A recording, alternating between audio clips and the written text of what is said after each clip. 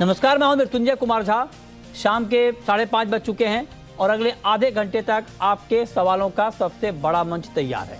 अगर आपने कमोडिटी में ट्रेड किया है या फिर नया ट्रेड करना चाहते हैं, जानना चाहते हैं कि आपके लिए कहां पर कमाई के मौके बनेंगे, तो आप सवाल पूछिए।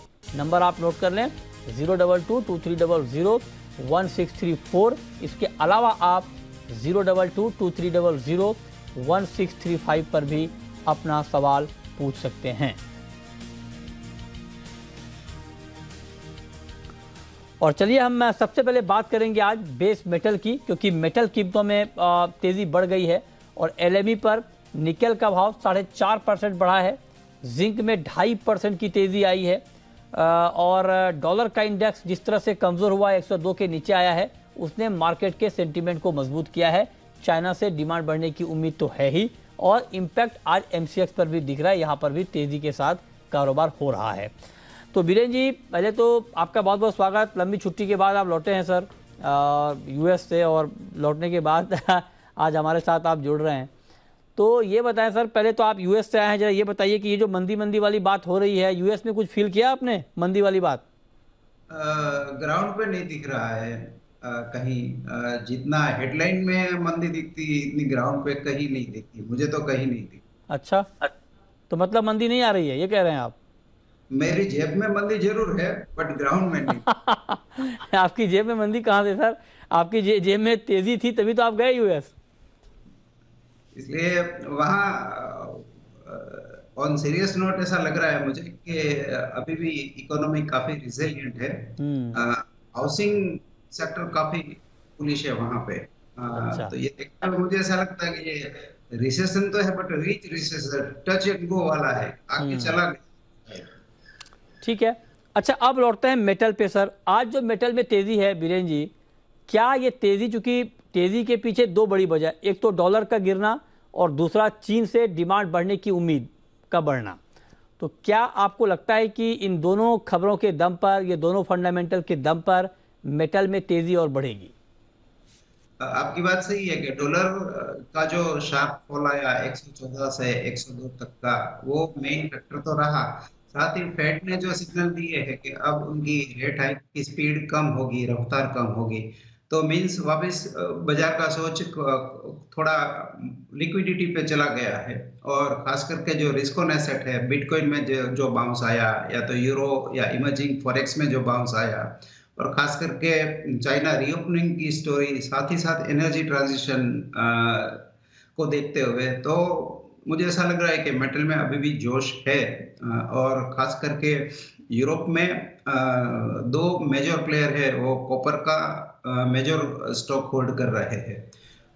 इंडोनेशिया निकल में ओपेक की तरह कार्टेल बनाने का उसका सोच है। तो ये पर्टिकुलर निकल, कॉपर, जिंक, ये तीन मेटल फोकस में है अभी। अच्छा, ठीक है। अब भाभी जी, आप जरा बताइए सर कि आज इवनिंग मार्केट में अगर मेटल में ट्रेड लेना हो तो सबसे अच्छा काउंटर आपको ट्रेडिंग के लिहाज से कौन सा दिख रहा है?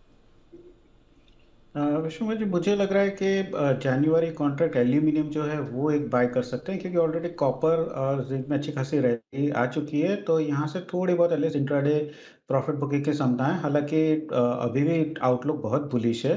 तो जनवरी 223 एल्यूमिनियम है, वो अगर आता है 223 के करीब तो बाय कर सकते हैं 226 के टारगेट के लिए, और स्टॉप लॉस रख सकते हैं 221 का। ठीक है, तो ये राय आपकी हो गई एल्युमिनियम के ऊपर कि एल्युमिनियम में अभी करना क्या है।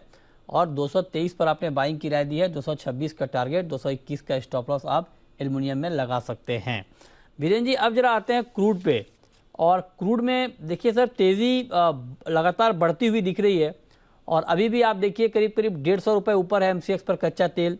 2% से ज़्यादा की तेज़ी है। ग्लोबल मार्केट में भी दाम क्रूड के बढ़ रहे हैं। ब्रेंट का भाव 87 के ऊपर है। नाइमेक्स क्रूड 82 के आसपास ट्रेड कर रहा है। तेज़ी के पीछे वजह चीन ही है। चीन में डिमांड बढ़ने की बात हो रही है, उसका इम्पैक्ट हम देख पा रहे हैं। तो क्या कच्चे तेल में और तेज़ी आप देख रहे हैं अभी? थोड़ा मोमेंटम आना चाहिए, मीन्स यहाँ से $7-8 तक की अपसाइड हम देख सकते हैं। चाइना में सभी इंडस्ट्रियल एनर्जी प्रोफाइल में देखें तो कोल में काफी तेजी है, स्टील में काफी तेजी है, आयरन ओर में तो चाइना को लगातार वार्निंग देनी पड़ी है कि सट्टा बंद करो, वरना इन्वेस्टिगेशन करेंगे। तो जो इजी मनी, स्पेशली चाइना में लिक्विडिटी बेहद ज्यादा है, तो जो इजी मनी होता है तो नेचुरली स्पेकुलेटिव एलिमेंट्स वहाँ काफी जोरों में है इंडस्ट्रियल कमोडिटीज में। तो ऐसा लग रहा है कि अभी भी ये मोमेंटम थोड़ा आगे जारी रहना चाहिए, कम से कम 2-4 वीक तो ये तेजी बनेगी। तो आप कह रहे हैं कि ये तेज़ी अभी थोड़ी और बढ़ सकती है, इस पर आपकी नज़र होनी चाहिए मेटल में। चलिए आगे बढ़ते हैं और अब बात करते हैं गोल्ड की। गोल्ड पर बीरेन जी आपका व्यू क्या है? क्योंकि गोल्ड में आप देखिए कि इस वक्त 74 रुपये की तेज़ी है, 56,426 का लेवल है। आज शुरुआती दौर में थोड़ी कमज़ोरी थी, लेकिन डॉलर का इंडेक्स जिस तरह से नीचे आया, गिरा 102 के नीचे आ गया, उसने सपोर्ट दिया, लेकिन रुपए की मजबूती ने बड़ी तेज़ी को रोक लिया, होल्ड कर दिया। तो गोल्ड पर आपका व्यू? आप बिल्कुल सही कह रहे हो, रुपी के कारण ये तेजी में रुकावट है, और खास तो इंडियन मार्केट में करीबन गोल्ड $20-25 डिस्काउंट में बिक रहा है डिस्पेरिटी के कारण।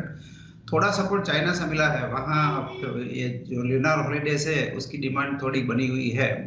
तो यहाँ ऐसा बोल सकते हैं कि सेकंड वीक ऑफ जनवरी शायद मार्केट में हम प्रॉफिट टेकिंग देखें, लेकिन अगला 1-2 वीक गोल्ड थोड़ा मजबूत रह सकता है। ओके, ठीक है। तो आप कह रहे हैं कि अगले 1-2 हफ्ते में गोल्ड में तेज़ी बनी रह सकती है।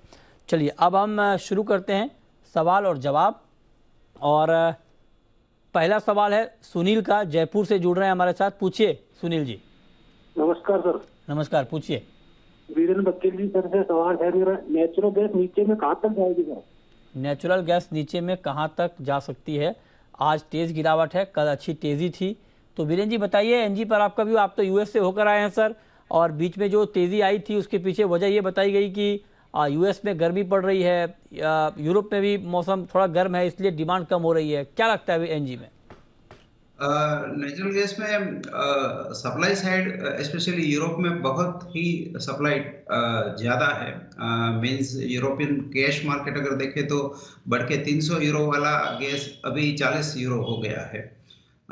हल्का सा बाउंस इसमें शायद आ सकता है, मार्केट बहुत ओवरसोल्ड है इसलिए, बट मेन ट्रेंड इसका बेरिश मुझे दिख रहा है। फिलहाल इसकी रेंज हम ऐसा मान सकते हैं कि 310 के आसपास मिले अगर चांस, तो वहाँ शॉर्ट करना चाहिए।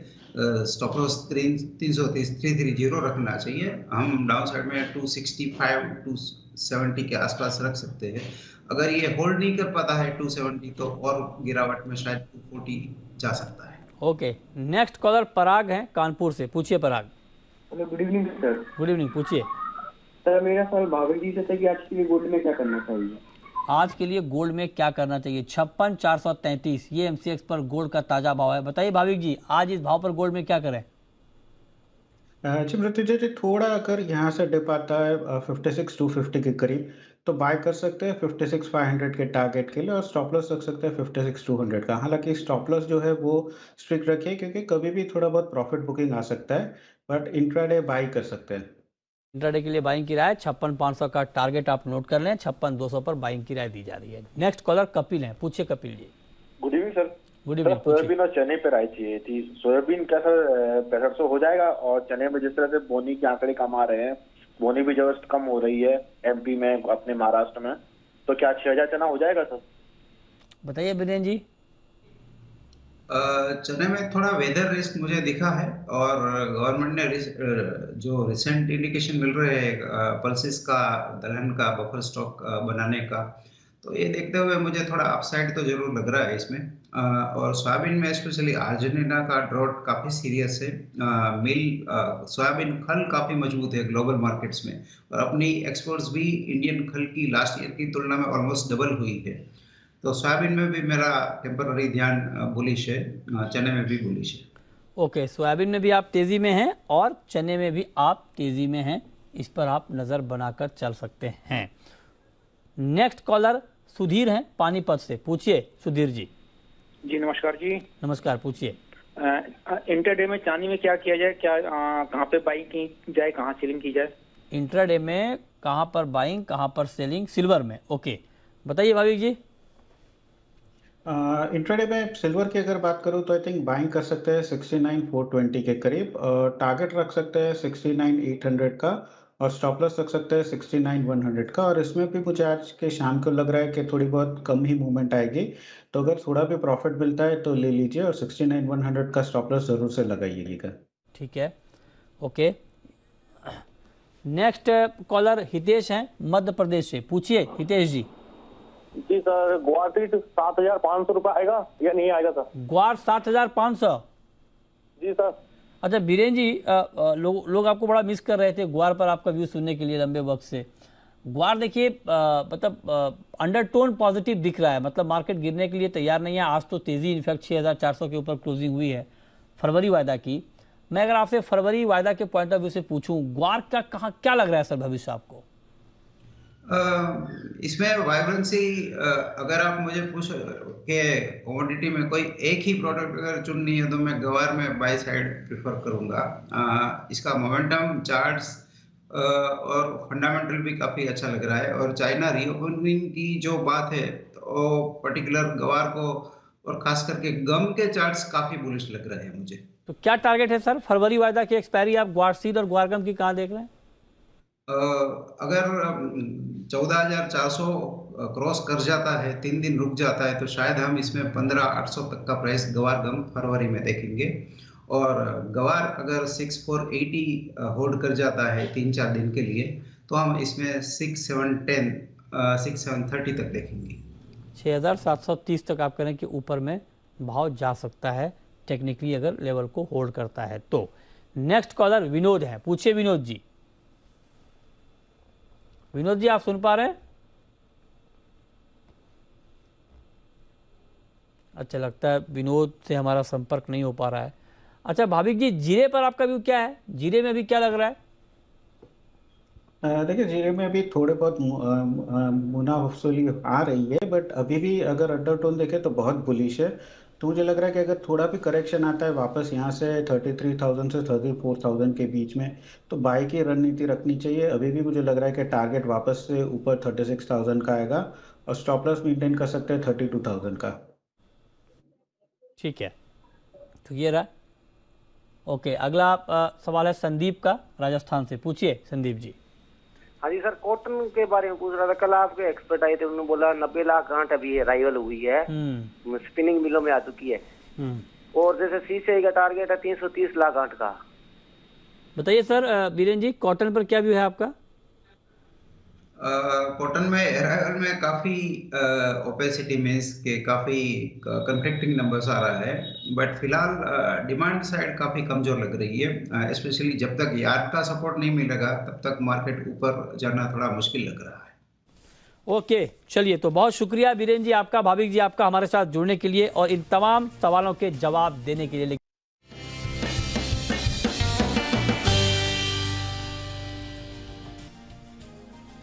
नमस्कार, कमोडिटी की क्लास में आपका स्वागत है। और जी बिजनेस NCDX IPF की एक खास पेशकश है जिसके जरिए हम आपको अलग अलग मुद्दों पर डिटेल में समझाते हैं, बताते हैं। और आज कमोडिटी की क्लास में हम बात करेंगे स्प्रेड ट्रेडिंग की, कि ये क्या होती है स्प्रेड ट्रेडिंग, इसके क्या फ़ायदे हैं, पूरी बारीकियां हम आपको समझाने की कोशिश करेंगे। और ये बताने के लिए, समझाने के लिए हमारे साथ एक बेहद खास मेहमान जुड़ रहे हैं। इस वक्त हमारे साथ हैं संदीप जैन साहब, ट्रेड स्विफ्ट ब्रोकिंग के डायरेक्टर हैं। संदीप जी, बहुत बहुत स्वागत है आपका। और संदीप जी का, वैसे आप इक्विटी मार्केट में इनको लगातार देखते होंगे हमारे चैनल पे, लेकिन इनकी एक पहचान कमोडिटी को लेकर के भी है। शुरुआती दिनों में ये कमोडिटी मार्केट के साथ बहुत मजबूती के साथ जुड़े थे, और जब स्प्रेड ट्रेडिंग कमोडिटी में लोग शुरुआती दौर में बात करते थे, चर्चा होती थी, उस वक्त संदीप जी स्प्रेड ट्रेडिंग में बहुत बखूबी ना सिर्फ इसमें इन्वॉल्व थे बल्कि डिटेल में इसकी बारीकियां समझते थे और लोगों को समझाते भी थे। तो बहुत अच्छी पकड़ है इनकी, और हमारी ये कोशिश रहेगी कि ये आपको डिटेल में बता पाएँ, समझा पाएँ, ताकि आगे आपको स्प्रेड ट्रेडिंग में हेल्प मिले, मदद मिले। तो संदीप जी स्वागत है। और पहला सवाल सर मेरा आपसे यही होगा, क्योंकि हमारा मकसद कमोडिटी की क्लास में होता है कि हम डिटेल में ABCD समझाएं लोगों को। तो पहला सवाल सर आपसे मेरा यही कि स्प्रेड ट्रेडिंग कमोडिटी के पॉइंट ऑफ व्यू से क्या है सर, क्या होती है? फर्स्ट ऑफ ऑल मृत्युंजय जी बहुत बहुत धन्यवाद जैन साहब के जेम्स और इक्विटीज के शोज देखते हैं, बट कमोडिटीज मेरे जहन में और एनसीडीएक्स तो एक तरीके से मेरा पहला प्यार था और वहां से शुरुआत हुई थी 2003-4 में और स्प्रेड्स ट्रेडिंग में मजा भी बहुत आता था और 4, 5, 6, 7, 8 तक खूब स्प्रेड्स का काम किया और मार्केट्स में स्प्रेड्स भी बहुत थे उस टाइम पे और कुछ अब धीरे धीरे जैसे मार्केट्स मैच्योर होते हैं तो स्प्रेड्स भी कम होते हैं, विच इज गुड ऑल्सो। मतलब कहीं ना कहीं जितना मार्केट मैच्योर होता है उतना बेहतर होता है और एग्री नॉन एग्री सब में है और एनसीडीएक्स में भी देखिए एग्री में 6-7 कमोडिटीज अच्छे हैं और नॉन एग्री में स्टील, इनफैक्ट स्टील मुझे याद है जब पहले अपने एक अवतार में था तो बहुत अच्छे खासे स्प्रेड्स की ट्रेडिंग होती थी और उस टाइम पे भी मैं करता था और गुआर हो, जीरा हो, इन सब में स्प्रेड की ट्रेडिंग बहुत बढ़िया होती है। But yes, I will come back to the point कि देखिए इन्वेस्टमेंट और ट्रेडिंग स्ट्रेटजीज अगर कमोडिटीज में बात करें, अगर एक्सचेंज में बात करें एनसीडीएक्स में, तो देखिए लोग बाग हेजिंग करते हैं, एक्सचेंज का प्राइम पर्पस होता है, आर्बिट्राज है, cash and carry arbitrage, reverse cash and carry arbitrage, मतलब हाजिर में लेके एक्सचेंज में माल बेचना और या एक्सचेंज में बेच के हाजिर में लेना, इस तरीके का एक रिवर्स कैश एंड कैरी होता है। आप कॉन्टेंगो या बैकवर्डेशन चार्जेस देखते हैं। स्प्रेड्स होता है 3-4 तरीके के स्प्रेड्स होते हैं। स्पेकुलेशन तो देखिए हम लोग जानते हैं, करते ही हैं, तो स्प्रेड्स में भी देखिए हम लोग देखते हैं कि इंट्रा कमोडिटी स्प्रेड्स देखते हैं कि एक कमोडिटी में सपोज आप अभी जनवरी का महीना चल रहा है और अगर हम गुआर की बात करें तो गुआर में जनवरी का महीना बेच के फरवरी को लेना और फरवरी को बेच के मार्च को लेना, अच्छा। तो इसको एक स्प्रेड बोलते हैं। वैसे ही आप देखिए रिवर्स स्प्रेड्स भी होते हैं। कई बार आप बैकवर्डेशन होता है तो आपका जनरली बहुत ज्यादा तेजी आती है तो कई बार बैकवर्डेशन होता है।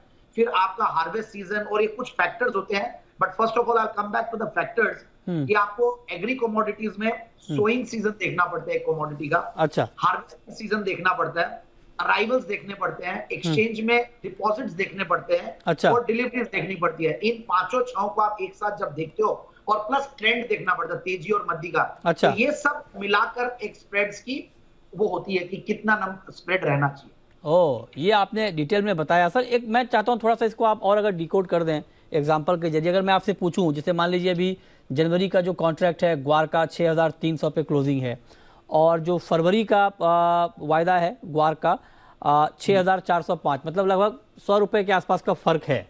तो अगर इसमें कोई मान लीजिए स्प्रेड बनाता है, हालांकि अब तो जनवरी कॉन्ट्रैक्ट की एक्सपायरी होगी, लेकिन फिर भी एग्जांपल के तौर पर अगर आप समझा पाएं कि इसमें स्प्रेड कैसे बनेगा। बहुत सही पूछा आपने सवाल। और मैं गुआर इनफैक्ट देखिए इसका कैप्टन कमोडिटी एक्सचेंज का तो गुआर का एग्जांपल सही भी है। पिछले 5 दिनों में मतलब लास्ट 5 डेज जो तो वो स्टैगर्ड डिलीवरी होती है, तो 16 तारीख से वो स्टार्ट हो गई, तो इसलिए जनवरी का कॉन्ट्रैक्ट के बजाय मैं फरवरी और मार्च को लेता हूं सपोज। तो आप देखिए अभी जो स्प्रेड है फरवरी और मार्च में, अगर लास्ट ट्रेडेड प्राइस जनरली एक मान लेते हैं कि 65 से 70 रुपया है, तो आपको अगर तेजी लगती है तो कई बार ये होता है कि फरवरी को बेच के मार्च को खरीदते हैं। फिर लोग स्पॉट प्राइस से भी कंपेयर करते हैं कि स्पॉट प्राइस क्या चल रहा है। अब जैसे सपोज अगर हम ओपन इंटरेस्ट देखते हैं तो 80,000 करीब टन्स का ओपन इंटरेस्ट है और हाजिर की प्राइस है 6343 रुपए। तो 6343 और 6426 इनके बीच में करीब 70-80 रुपए का गैप है। फिर वो हो गया हाजिर और आपका फर्स्ट मंथ का प्राइस, और फिर फर्स्ट मंथ और सेकेंड मंथ यानी कि फरवरी और मार्च, उसमें करीब 64-65 रुपए का स्प्रेड आ रहा है।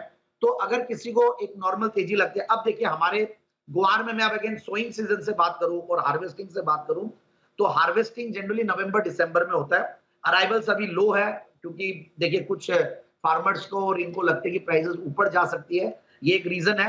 और अगर इस टाइम पे अगर फुल फ्लेजेड अगर आती है हार्वेस्टिंग होने के बाद अराइवल्स, तो जनरली नीचे रहते हैं। और सोइंग के टाइम पे जनरली हम देखते हैं कि मार्च, मई, जून, जुलाई, अगस्त में काफी तेजी मंदी रहती है गुआर में, क्योंकि उस टाइम पे सोइंग होती है और राजस्थान की बारिश जो कि अलग तरीके की बारिश होती है और ये रेन फेड क्रॉप है, तो इसको देखते हैं हम कि किस तरीके की बारिश हो रही है, उस रुझान से तेजी मंदी आती है। हार्वेस्टिंग के टाइम पे कैसे आपकी आवक होने वाली है, कैसे बिजाई हो रही है, कटाई हो रही है, उसके हिसाब से। और अराइवल जैसे जैसे माल आते रहेगा वैसे वैसे एक्सचेंज में डिपॉजिट होता है, तो सर्टेनली एक्सचेंज में डिपॉजिट होने का मतलब है कि थोड़ी सी प्राइसेस पे प्रेशर भी पड़ सकता है। ओके, ये आपने डिटेल में बता दिया। अब सर अगला सवाल, जैसे हालांकि आपने उसको थोड़ा बहुत टच किया है पहले सवाल में, लेकिन फिर भी मैं थोड़ा और डिटेल में आपसे जानना चाहता हूं कि स्प्रेड ट्रेडिंग कितने तरह के होते हैं।